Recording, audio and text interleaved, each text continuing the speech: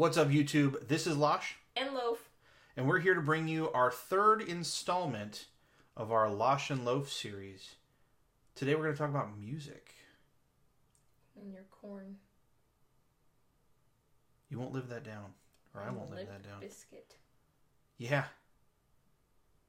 And Stained. And Shinedown. And Fall Out Boy. And Offspring. And Green Day. And all these other bands. Linkin Park. Everybody loved Linkin Park. Are you kidding me? But not everybody liked Creed. Yeah, you see, nowadays, we don't listen to that. You do. You just don't know it. I listen to Fall Out Boy.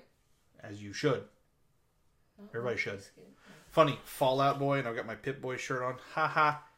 Ha ha. These are the jokes, Nice people. one. These are the jokes. So we thought it would be really interesting to talk about music today. And, you know, Sophia and I listen to different music. I have listened to everything under the sun. I've been to Kenny Chesney concerts. I've seen Vince Gill live. I've seen Alison Krauss in Union Station for Bluegrass. I've also gone and seen T.I., Paul Wall, and Slim Thug. Paramore. I've seen Paramore and Fall Out Boy. I have gone to plenty of rock concerts. You name it, I've gone to see my fair share of everything. Just absolutely everything. I've seen Justin Bieber and Austin Mahone, but that was about it. Justin Bieber! Are you hating on the Biebs? No, I actually like a couple of his songs. There you go. It's not bad. That's a shot to make him walk away.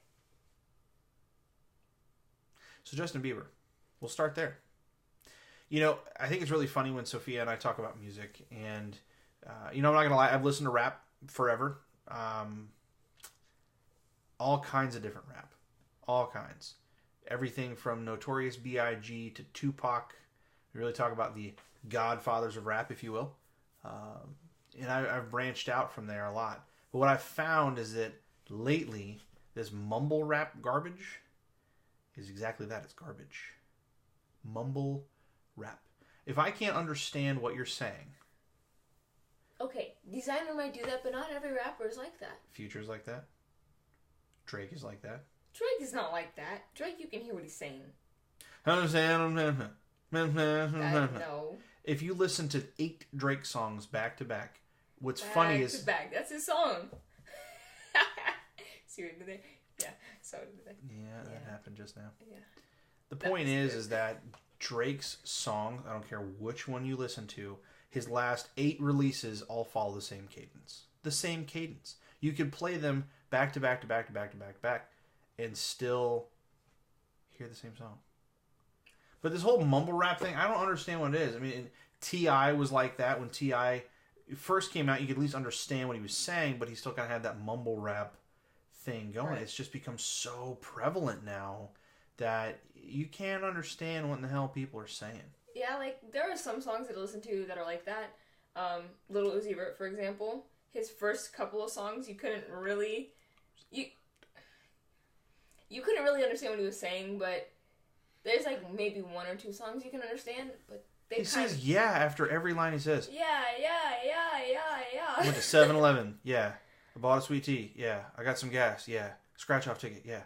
If you guys don't believe me, you're on the right place. Go anywhere on YouTube and look for freestyles that he's done on Sway in the Morning, or go look at the one that he did for Ebro that was absolutely garbage. Bad and Bougie. His part in that song with the Migos is 7 times, and I'm not kidding. Okay, so let's talk about the Migos for 2 seconds. Woo.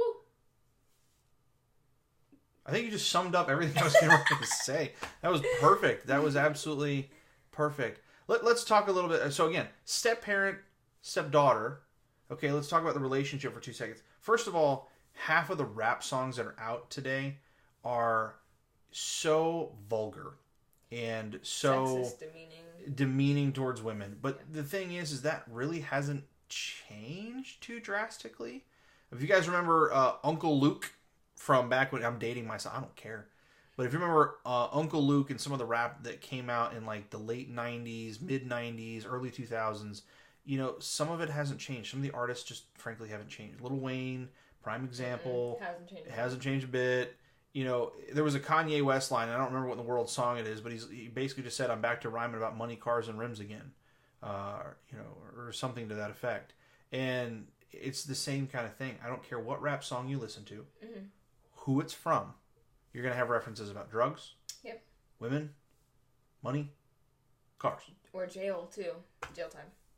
Jail. That's about it. And they make it sound cool going to jail, and it puts kids of my age thinking that it's alright to run around toting guns, thinking that it's cool to be out in the streets when really it's not cool at all. It makes you look really dumb, actually. And for a girl to like a boy who thinks it's cool to run around and be a little hood rat, I guess you could say, it's not cool. It's really not. And the whole, hey, ma, nah, that's not cool at all. So, Cool. I told Sophia a few weeks ago that especially now that she's going to start going to the mall with her friends, and when she gets into high school, and especially when she's in high school, she's going to have like these little dudes run up to be like, hey girl, hey girl, let me, psst, hey girl, let me holler at you. I can't tell you how many times when I worked at the mall, especially when I worked in the mall, that I would see these little dudes chasing after girls and be like, hey girl, hey. It was so much, it was so funny because I couldn't think, if I switched the roles around and the girl was around me, hey you, let me talk, hey, let me holler at you. I would just stop and be like, what is your malfunction? What is wrong with you? Are you okay? hey girl, hey.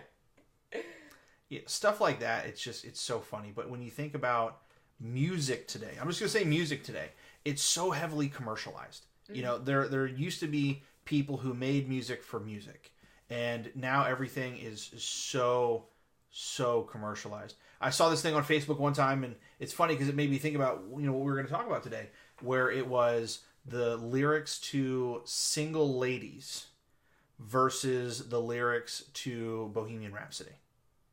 You couldn't put those two songs in the same category. I don't care what universe we're in. When you think about the old school artists, I say old school, I don't care what genre.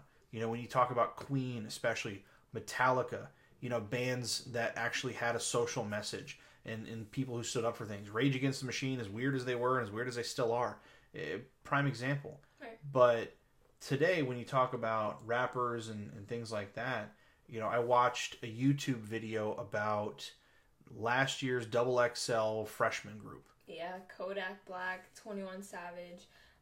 Who else was in there? Lil Yachty. Lil Yachty, that's right. But I mean, like he's one you can actually understand. He just says weird stuff. He's the GOAT. I like him.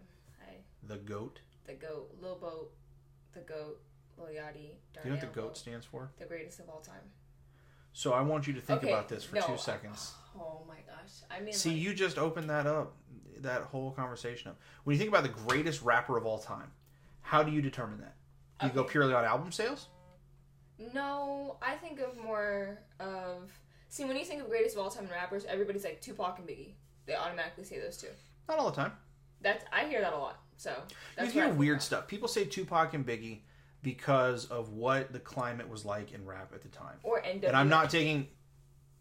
rest in peace to both artists, but I'm not taking anything away from their accomplishments, their album sales, what was going on with the East Coast, West Coast feud. I lived it. I remember it. And honestly, when you saw from those two artists were people who were at the prime of their game. Right. They were at the top when both of them were taken out. Plain and simple. And a lot of the songs that have come out since then, you want to talk about, again, we talk about the Queen, Bohemian Rhapsody versus Single Ladies. Think about the song Changes by Tupac. If you ever listen to that song, I mean, I'm getting goosebumps talking about it right now. That song is just purely powerful. It is just incredibly powerful. The lyrics are super meaningful. Everything about it, I can't say enough about that song. But when you think about today's rap and the fact that people like Kevin Gates and some of these other rappers, it's just, let me rhyme about stupid stuff. Chris Brown's another example, prime example. Chris Brown's made some good music. It's catchy. You can dance to it. I miss music when he was 16 because I really like R&B music, which when we're in the car, I clearly put that on Pandora. Mm-hmm. And I like to listen to 2000s throwbacks and R&B because I grew up on that with Music Soul Child, which love him. Yes, some of Chris Brown's songs. T-Pain, even though some of his songs are... He can buy you a drink. He can buy me a drink. Or he can snap with me, shawty snapping. So... How you doing, baby? But I like R&Bs. I like Alicia Keys. I miss Usher. My boo. Like that was great. Even Usher's fallen off the deep end now. Usher's just got herpes. If y'all haven't seen that video or that news story, check that out. That is disgusting. Now, it's funny because when you look at artists and you look at rappers and you look at musicians, and I'll just say musicians in general, you know, everybody's trying to find that next number one hit, right? Mm-hmm. Everybody's trying to find the next club song, the next radio play, the next this, the next that. And so more so now, music and artistry, it's really difficult to find some of this stuff when you weed through the garbage. You know, Jay-Z and Beyonce put out albums now, and people buy them because it's Jay-Z and Beyonce. Mm-hmm. You know, it's the name. It's not so much the music content that they're getting ready to listen to. It's who they are, their social media status, and that's pretty much it. It was a couple albums ago, but Jay-Z said something about, you know, we wanted the old Jay-Z and go buy my old album, you know, that kind of a thing. And I get that artists, some of them try and reinvent themselves and some of them whatever. But even listening to some of Jay-Z's new music, it's like, dude, what? Why? What are you doing? I like Beyonce, but I didn't like her album Lemonade just because she was kind of all over the place with it. First, it was like, you know, I don't like Jay-Z, he cheated on me, he did this. Then it was like, oh, I'm not sorry for cheating on you because you cheated on me. Then it was, take me back, I miss you. It was all over the place. And people are like, oh, it's for girls who need to be confident in themselves, but listening to it, I didn't feel confident. For anything, it made you feel like you should be okay to cheat because your husband or your spouse did that. And I don't think that's right at all. You know, and that kind of begs a bigger conversation, right? So much about what you see on TV and so much about social media culture and everything else, what this has turned into was it's 24/7, everything is on all the time. And you're constantly consuming all sorts of stuff. Mm-hmm. You know, all these different stories. I mean, it's funny. My wife was downstairs just a few minutes ago watching 90 Day Fiancé, and one of the girls that's on that show is all about plastic surgery right now, and so should pay for it because that's my lifestyle and that's what I want and I deserve it. He promised me this, he promised me right. that. If he doesn't give it to me, I'm leaving him. And so much about today's music culture is very similar. You know, especially rap and hip hop. Mm-hmm. It's every which kind of car, you know, every which kind of handbag, Gucci right. belt, this, that, Gucci belt. So for me, when I said Lil Yachty years ago, I didn't mean it as in he's the greatest of all time. It's basically just a time period thing. Like, kids like to listen to this now. So that's what we say. Even some kids at school, they'll be like, oh yeah, I'm the GOAT, I'm this. But they're not really. Like, his albums are good. His albums are nice. I like to listen to them. He does talk about weird things sometimes. But it's different. He's 19, and he's coming up for being such a young artist. And I think that's what a lot of kids look at him. Because I go to school with a lot of wannabe SoundCloud rappers. And their music, I give them props for trying to start a career. A for effort. But, you know, and I guess that's another point about music today. If you think about it, when, you know, I was listening to music and 14, 15 years old, everything was about going to Best Buy or going to FYE and picking up a CD and picking up this, that, and the other. Sophia and I could make a song in the next 15 minutes and have it on SoundCloud in, you know, just as short of a time.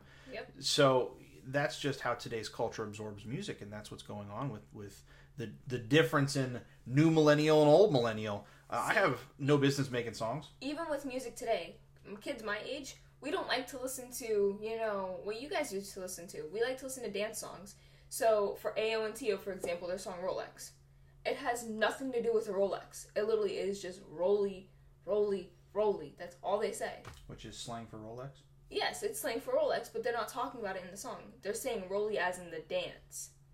Because to rolly, you go like this, not what you're wearing or rock. Like you know, that's the other thing. So dance music, Southern dance music, I'll say Southern dance music because that's basically what it is. And I think it was Bun B who said something about, you know, when they labeled Southern dance music ringtone rap. I think it was his exact line. Be proud of me.